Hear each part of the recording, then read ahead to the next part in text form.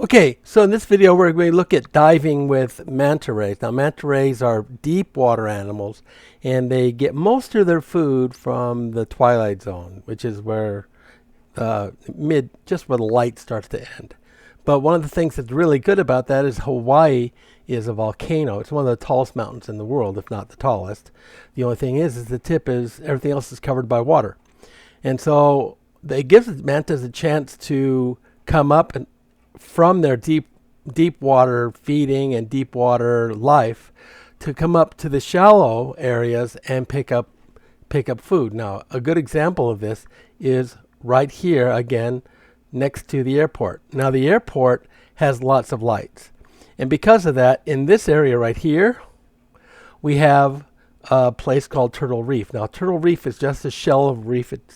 It's basically this great big mound, and I've been there several times. And one time I tried to chase a manta down into the darkness. Had no idea what I was doing, and I had to come back up.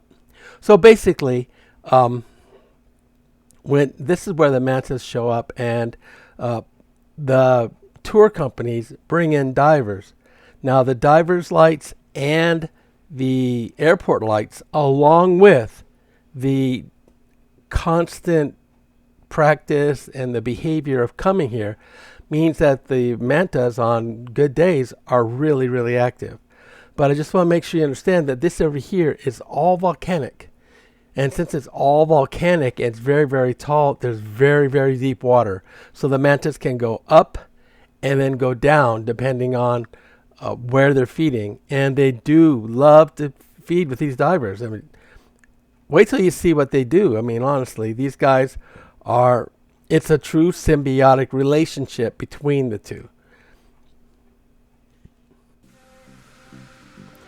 Okay, this is a Kona Manta Dive. Back in 2005, I took my family to Hawaii. Along with all the other adventures we've done, this is probably one of the best ones. And so we started at Kailua, Kona. We were on the Makai. We were getting ready to go, of course, making sure we had everything we needed. And this is Kailua, Kona. It's a beautiful, beautiful place. It's a nice place to visit and stay. All right, so as we are getting ready to dive, the boat takes us out to a place called Turtle Reef. And all it is a reef that is like in the turtle mount, which I know that sounds silly, but that's why they call it that. Of course, we were accompanied by dolphins. That was awesome, and getting a chance to see them play in the bows was really, really cool. All right, so we took our family. This is me, and then we had Rebecca, my wife, and then Steve's there in the background. Okay, when you first get there, they take you on a couple day dives, of course. Really beautiful there. These are some goatfish in the school, and then we also got to see some rock movers. They're coming up here in a minute. Yeah, these are really, really cool. It's so fun to see them because they're very, very active, and they just move these rocks around for no reason, it seems like. Of course, they know why they're moving them. All right. So this is Jeremy. He was one of my main photographers here. Here he is just swimming along.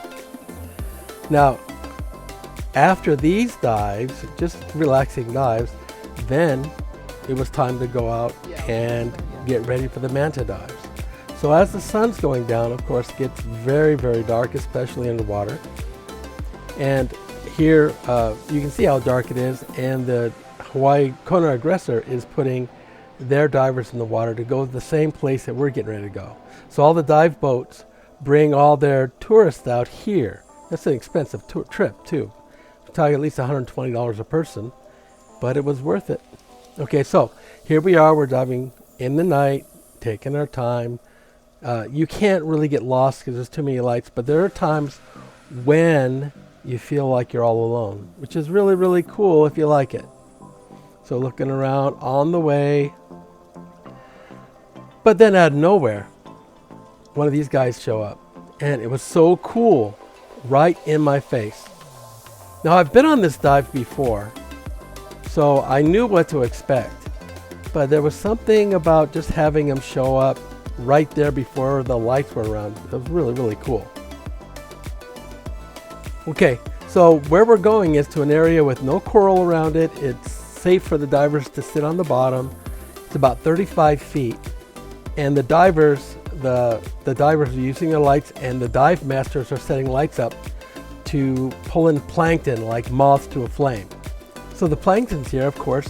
Where the plankton are, the animals are. These guys are feeding on it too. They're just having a good time eating here. It's amazing. Okay, so, well, of course, the mantas have been coming here for so much that they knew that it was going to be here. But on top of that, the lights give off so much electricity that they can actually feel the electricity through their ampulla de Lorenzini. It's the same way a shark can find living food, because we all give off electricity. Okay, so this manta here is staying along next to the diver because he can feel the electricity, and he can also sense the food that's in the water in front of them. Now the two, they're called cephalic. The cephalic fins they use to push the food into their mouth and guide it.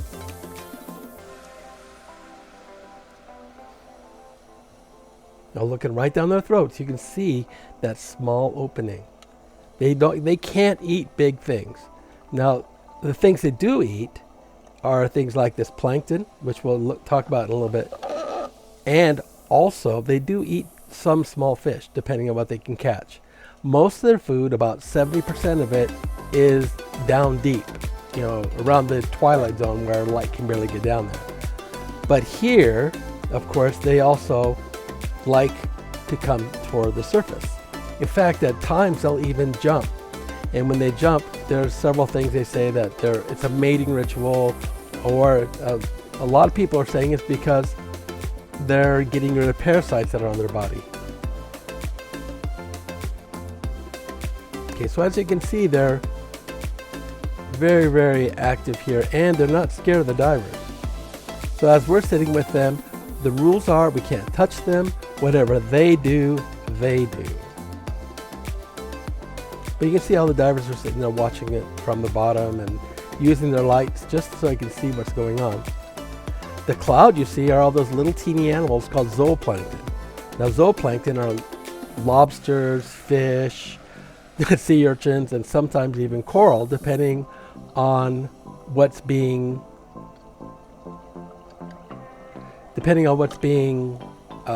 served to them. All right, but the plankton floats around until it gets too heavy, and then it settles to the bottom, and it creates the rest of the animals. The older adults. You can see him here. Okay, now moms hold their babies for about a year, and inside the mom is, in the ovary, is this, well, not the ovary, but inside we would call it the uterus, there's this milky substance, and the baby actually drinks that inside. They're not connected to the mom. Mom feeds them inside them. I think that's crazy. Absolutely crazy. Here's the plankton. Watch. If you watch, you'll see some that are bigger. There's one orange one that pops through. Oh, and they're gone. So if you want to talk about life being fair, life is not fair. They're just out there doing their thing. Nothing they can do about it. Now this one actually scared me. That's what that little grunt was. It came out from under. All right. So mom holds on to the babies for about a year, and they're fed inside by this substance that mom makes. Okay. Now when they're mating, it's sort of like a group. They get together sort of haphazardly, but they end up looking like a train because they're chasing each other. Okay, so now the one thing that mantas are most in danger of is people. Climate change, their habitat being ruined, overfishing, and one of the big things that bothers me is knowing that mantas are caught in nets because they can't back up. Now if you look here, you'll see that there's people up at the top. Those are snorkelers. The divers down the bottom looking up, and the snorkelers are looking down. So as the two go through their, their chance to look at these animals, they bring in more plankton. Now, the one thing they did tell me is that I had to be careful, because here I am flying over the top of them and swimming above them. They're saying that the mantas have several times hit divers. I didn't care. I thought it was cool. So here, now watch this. This manta is going to do this circular pattern, looping pattern, next to this diver, because that diver's light has brought in so much food. Now again, the mantas can feel the electricity, and they also know where the electricity is through habit. They can also experience that they also can get food there. But it rarely does a manta hit a diver. So beautiful. These giant acrobats. Now you're going to see several things here. One, you saw the wide angle lens that I used to get the whole picture.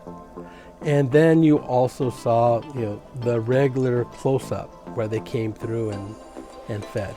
Because I've been on this several times, I wanted to get both aspects.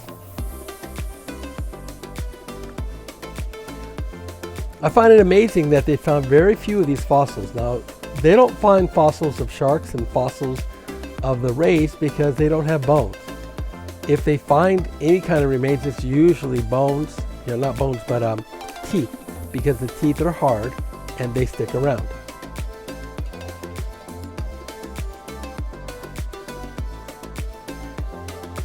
Now, another sad thing that people do is that people actually kill them and sell their gill rakers. Now, gill rakers are little combs inside the mouth that direct the food down into the gullet, or down in through the esophagus. And so that means they get overfished. And on top of that, they say that they don't taste very good, but they still eat them because they're a source of food.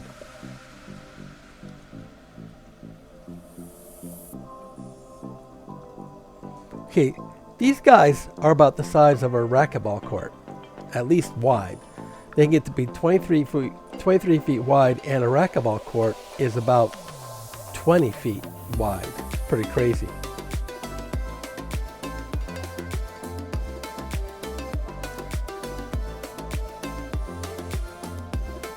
Now you'll find manta rays. You'll find them all over the world, wherever the ocean's pretty warm, tropical or temperate.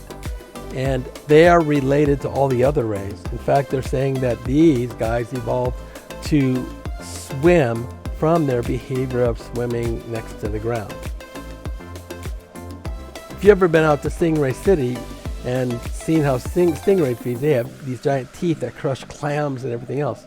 These guys don't have that because they don't need it. They swallow their food whole.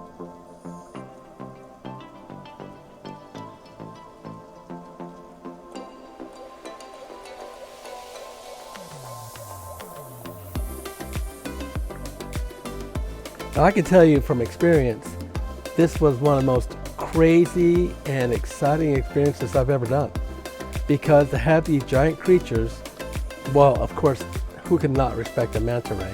Having one of them swim up to you and be right on top of you like this, it's just amazing.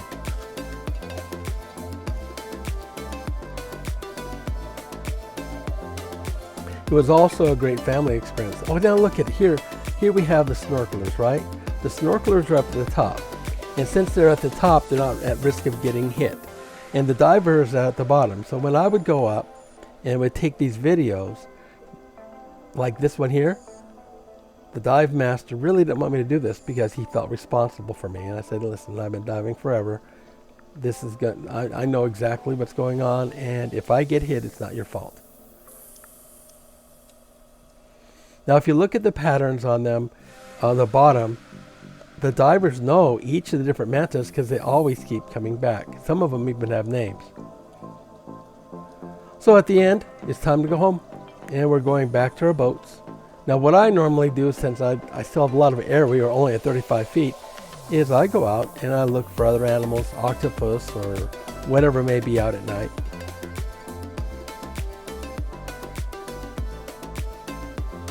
But this is the experience that I think that you should, if you get a chance, take it. Either snorkeling or diving. It's really, really cool to be with these giant creatures. Now, like I said, when I did this, I've done this several times, and one of the things I did is I took pictures on one of them. So these are some of the crazy pictures that I had a chance to take pictures of mantas. In this one in particular, my son was with me. Son Jeremy was with me, and he was taking pictures. Obviously, of course, this is the day. This is before, going on manta ray, but they came out in the daytime. But my son Jeremy was with me on this one, and he was taking videos on this while I was taking the pictures. There he is right there.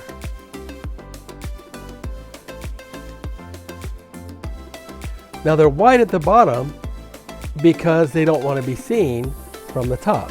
So when the sun's out, you can't see them. And they're dark on the top because when you look down, they don't want to be seen either.